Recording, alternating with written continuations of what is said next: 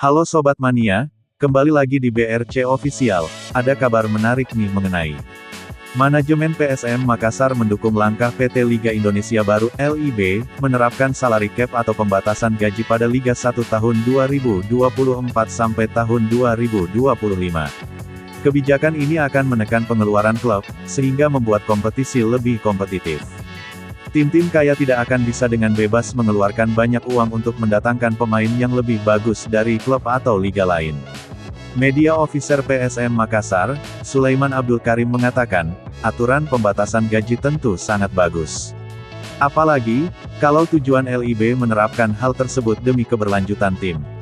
Selama itu untuk kebaikan bersama, pasti kami dukung, katanya saat dihubungi melalui WhatsApp, Senin, tanggal 17 Juni tahun 2024.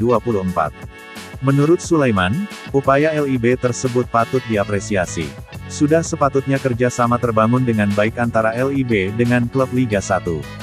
Memang harus terus terjalin kerjasama yang baik antara operator liga dalam hal ini LIB dengan klub peserta kompetisi, tutur pria akrab disapa Sule ini. PSM Makassar belum berhenti bersih-bersih melepas pemainnya.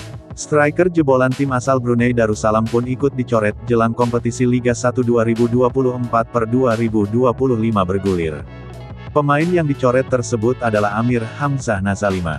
Hal tersebut diumumkan PSM Makassar dalam akun Instagram resminya, Senin tanggal 17 Juni tahun 2024. Amir Hamzah juga harus berpisah dengan pasukan Ramang, tulis PSM Makassar. Amir Hamzah direkrut PSM Makassar dari klub Brunei Darussalam, Rimba Star pada tanggal 23 November tahun 2023. Setengah musim di PSM, pemain berusia 24 tahun itu sama sekali belum pernah dimainkan oleh pelatih Bernardo Tavares, baik itu di Liga 1 maupun AFC Cup. Terima kasih setengah musimnya, Amir.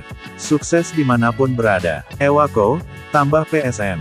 Sebelumnya, PSM juga baru saja mencoret Sandi Ferizal.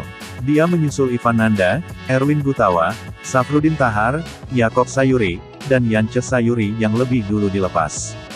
Tiga nama terakhir bahkan sudah bergabung ke tim promosi, Malut United.